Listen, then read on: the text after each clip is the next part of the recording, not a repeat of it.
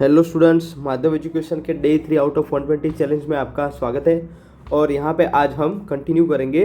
पहले तो आप सब जो 120 डेज तक की जो चैलेंज है उसमें साथ दीजिए ताकि आप भी अपने नीट में अच्छा स्कोर कर पाए।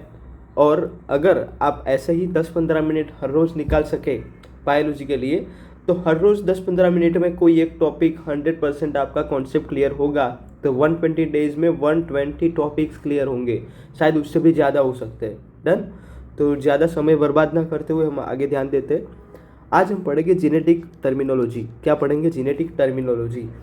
उसमें सबसे पहला एलील। एलील क्या है? तो allele this are the significantly different from the same gene, यानी कि जीन तो है लेकिन उसकी जो एक्सप्रेस होने की कैपेसिटी है मतलब वो अलग अलग है। समझ आ रही है? Jeans which code for the pair of the contrasting trait, यानी कि एक ही जीन अगर कॉन्ट्रास्टिंग ट्रेट के लिए एक्सप्रेस हो रही है तो उसे हम बोलेंगे एलील। क्या बोलेंगे?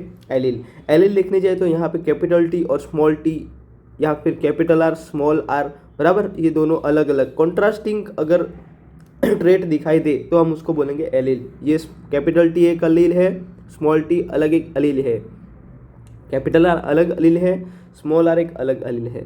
ब्लैक आई, रेड आई, ब्राउन आई, ब्लू आई, ये सारे एलील्स है फॉर द जीन। कौन सा जीन? आई कलर। जीन का काम क्या है भाई? आई का कलर डिसाइड करेगा। कौन सा कलर? तो ब्लैक, रेड, ब्राउन, ब्लू। तो ये सारे हो गए हमारे trait. Allele for the same locus और the same character for the population. Locus क्या है? तो the physical location of gene at a chromosome, on a chromosome, it is called a locus. याद रखना, what is locus? तो locus is the physical location of a gene on a chromosome, it is called a locus. What is homozygous chromosomes? तो it is in the condition representing the both allele of the same kind, यानी कि दोनों allele same kind gene express करते, gene code करते, उसको बोलेंगे homozygous chromosome. जैसे कि कैपिटल टी सेम ट्रेट है, कैपिटल आर, कैपिटल वाई, ये सेम एक दूसरे के साथ जो है रिप्रेजेंट करते हैं, इसीलिए हम उसको बोलेंगे होमोजाइगस ट्रेट्स। क्या बोलेंगे? Homozygous traits. आगे बात करें what is a heterozygous allele, तो it is the condition representing two different allele of the one character, यानी कि वन कैरेक्टर के दो डिफरेंट जो कॉन्ट्रास्टिंग ट्रेट है उसको अगर रिप्रेजेंट करते हो तो हम उसको बोलेंगे हेट्रोजाइगस एलील्स, हेट्रोजाइगस एलील्स। जैसे कि capital T small T, capital R small R, capital Y small Y.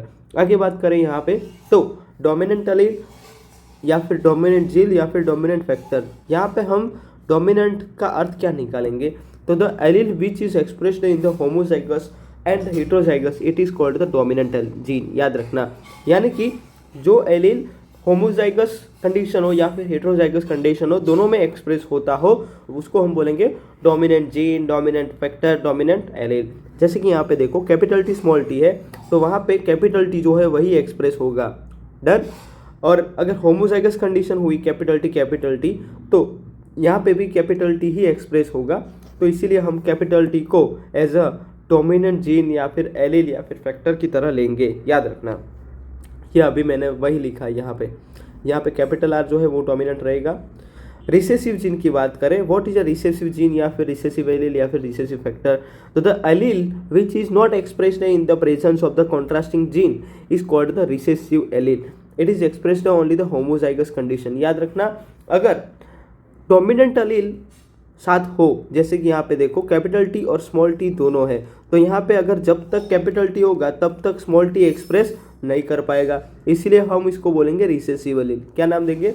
Recessive allele. याद रखना, अगर दोनों स्मॉल टी हो यानी कि होमोजाइगस कंडीशन हुई तो यहाँ पे स्मॉल टी एक्सप्रेस होगा।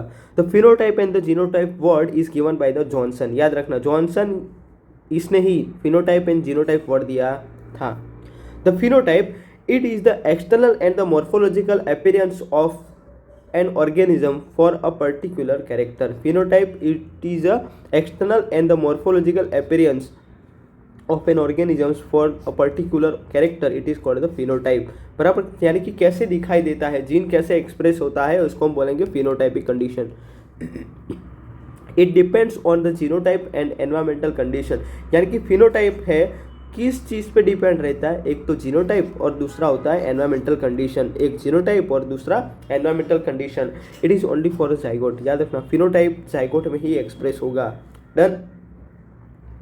आगे बात करें जीनोटाइप क्या है, तो present in the zygote, genotype कहाँ पे प्रेजेंट होगा, जाइगोट में, एंड द गैमेट्स, याद रखना जाइगोट एंड गैमेट में फिनोटाइप जीनोटाइप प्रेजेंट होगा। It is the genetic constitution और the genetic makeup of an organism for a particular character on a group of character, याद रखना। यहाँ पे अगर हमें फिनोटाइप और जीनोटाइप अगर खोजने हो तो फिनोटाइप जो है 3:1:n, ये फॉर्मूला से हम जो फिनोटाइप रेशियो है क्या पता लगा सकते हैं, और जीनोटाइपिक रेशियो 1:2:1:n। यहाँ पे n is the number of character, याद रखना n क्या है, नंबर ऑफ कैरेक्टर। अगर नीट में पूछे ये सब, अगर फॉर्मूला नीट में आए तो आपको पता होना चाहिए। आगे बात करें, the British scientist Reginald C Punnett, याद रखना क्या पूरा नाम था, Reginald C Punnett. He gives Punnett square for the production of the gametes, यानी कि प्रोडक्शन ऑफ गैमेट्स के लिए पुनेट स्क्वायर किसने दिया था, रेजिनाल्ड सी पुनेट ने, by the parents in the formation of the zygote. यहाँ पे हम फॉर्मेशन ऑफ जाइगोट कैसे बनाएंगे, गैमेट्स की कंडीशन क्या होगी, वो सारी कैसे पता लगा सकते हैं, with the help of the Punnett square. किसने दिया था, रेजिनाल्ड सी पुनेट ने। मैथमेटिकली अगर मोनोहाइब्रिड एक्सपेरिमेंट जो है उसको हम खोजे तो क्या कर सकते हैं, ध्यान दो, 1/2 capital T plus 1/2 small t उसका स्क्वायर, मतलब ये F1 जनरेशन की बात कर रहे हैं, कैपिटल T स्मॉल t के बारे में, बराबर। कैपिटल T स्मॉल t जो है दोनों एलिल जो है वहाँ पे प्रेजेंट है F1 जनरेशन में, अगर वहाँ पे सेल्फिंग करवाई तो इसीलिए यहाँ पे स्क्वायर आएगा। तो अगर गैमेट्स बनाए तो 1/2 कैपिटल T, दोनों गैमेट क्या बने थे याद करो, देखो capital T small t capital T small t, तो दो gamete capital T small t capital T small t ऐसे बने थे।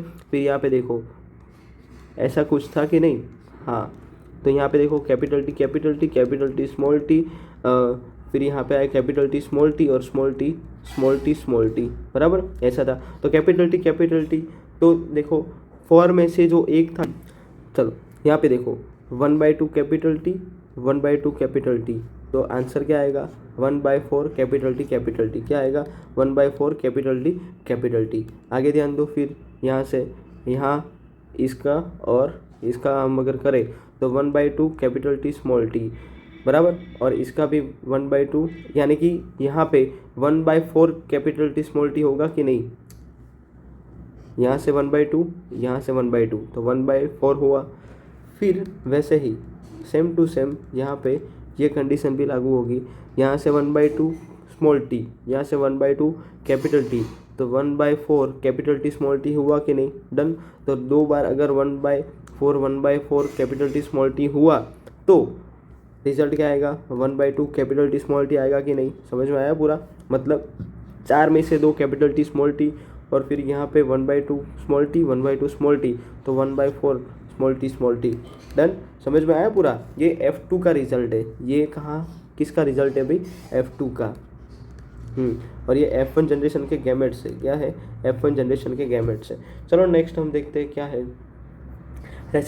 रेसिप्रोकल क्रॉस, यानी कि फर्स्ट स्टेज में हम जिस प्लांट को टॉल प्लांट को अगर मेल के तरह लिया हो और उसकी पोलन जो है ड्वार्फ प्लांट जो फीमेल की तरह लिया हो, उसके ऊपर हमने अगर पोलिनेशन करवाई हो, जो भी रिजल्ट मिला हो वो एक तरफ, और दूसरे स्टेज में यानी कि जो स्टेज 2 ऑफ एक्सपेरिमेंट है वहाँ पे जो टॉल प्लांट हमने पहले मेल की तरह लिया था, अब यहाँ पे हम फीमेल की तरह लेंगे, और जो ड्वार्फ प्लांट हमने फीमेल की तरह लिया था वहाँ पे वो मेल की तरह लेंगे, और पोलन जो है यहाँ से यहाँ ड्वार्फ से टॉल की तरफ जो पोलिनेशन करवाएंगे। Result in the both cases F1 is tall, यानी कि अगर कहीं पे भी देखें तो रिजल्ट क्या है, टॉल ही आएगा। क्यों ऐसा आएगा, क्योंकि टॉल जो था कैपिटल T वो डोमिनेंट था, याद है ना।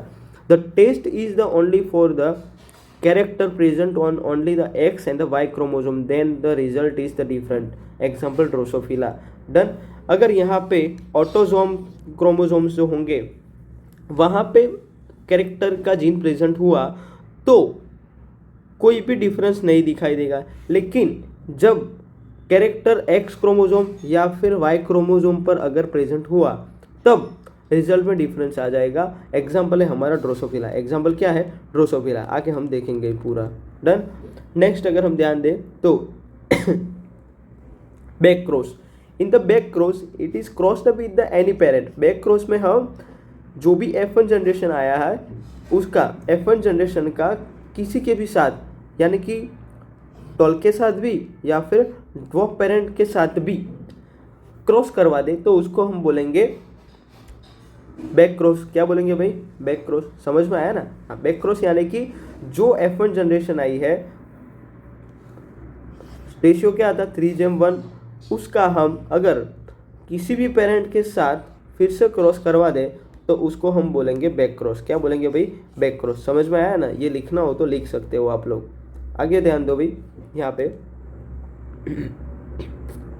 The test cross is the type of the back cross. Test cross जो है it is one type of a back cross ही है। यहाँ पे आगे हम बात करेंगे टेस्ट क्रॉस की। क्या बात करेंगे? Test cross. तो test cross is the cross between the unknown genotype, यानी कि जो अननोन जीनोटाइप है, जो हमें जीनोटाइपिक पता ही नहीं है, वो खोजने के लिए हम उसका रिसेसिव पेरेंट के साथ क्रॉस करवाएंगे। अगर हम यहाँ पे जो एग्जांपल लिया है कैपिटल टी स्मॉल टी वाला, वही आगे कंटिन्यू करें तो अननोन जीनोटाइप में कैपिटल टी हो सकता है या फिर कैपिटल टी स्मॉल टी हो सकता है, और जो रिसेसिव है वो तो स्मॉल टी है। सपोज कि जो हमारा अननोन जीनोटाइप है कैपिटल टी स्मॉल टी हुआ, अगर उसके रिसेसिव पेरेंट स्मॉल टी के साथ क्रॉस करवाया तो यहाँ के गैमेट्स कैपिटल टी, यहाँ तो स्मॉल टी, यहाँ कैपिटल टी, यहाँ से स्मॉल टी आएगा, यहाँ से कैपिटल टी, यहाँ से स्मॉल टी आएगा, ये small T and small T. तो 50% टॉल एंड 50% ड्वार्फ जो रिजल्ट आएगा, मतलब कि ये जो है रिप्रेजेंट करता है कि हमारा जो जीनोटाइप था वो कैसा था? हेट्रोगेमस था। और अगर कैपिटल टी हुआ तो यहाँ गैमेट्स बनेंगे कैपिटल टी और यहाँ गैमेट्स बनेंगे स्मॉल टी। तो यहाँ capital T small T, capital T small T, capital T small T, capital T small T. समझ में आया? तो चारों के अंदर कैपिटल टी प्रेजेंट है, इसीलिए यहाँ पे 100% टॉल कंडीशन हमें देखने को मिलेगी। अगर 100% टॉल रिजल्ट आए, मतलब जो डोमिनेंट है वो डोमिनेंट हुआ, तो हमारा जो अननोन जीनोटाइप था वो कैसा था भाई? होमोजाइगस। कैसा था? होमोजाइगस। याद रखना, बस यही नीचे लिखा है। अगर अननोन हेट्रोजाइगस हुआ तो 50-50 रिजल्ट मिलेगा, अगर होमोजाइगस हुआ तो 100% रिजल्ट मिलेगा। डन। सेम ऐसा एग्जांपल हमारे एनसीईआरटी में दिया है, लेकिन एनसीईआरटी में अलग दिया है। कैपिटल W और स्मॉल w, ये अननोन जीनोटाइप है। स्मॉल w जो है मतलब वाइट फ्लावर जो है वो रिसेसिव है। यहाँ पे कैपिटल W अननोन है, स्मॉल w वायोलेट फ्लावर है, ये रिसेसिव है। डन। और ये हमें पता नहीं है, दोनों के दोनों अननोन है। इसलिए आगे ध्यान दें तो यहाँ पे अगर हम गैमेट बनाए तो कैपिटल W स्मॉल w का कैपिटल W स्मॉल w, यहाँ स्मॉल w तो स्मॉल w गैमेट बनेगा। डन। यहाँ से कैपिटल W स्मॉल w आएगा, यहाँ स्मॉल w स्मॉल w। जहाँ पे स्मॉल w गैमेट्स मिलेंगे तो यहाँ पे वाइट कलर का फ्लावर मिलेगा। कौन से कलर का फ्लावर मिलेगा? वाइट कलर का फ्लावर मिलेगा। समझ में आया? हाँ।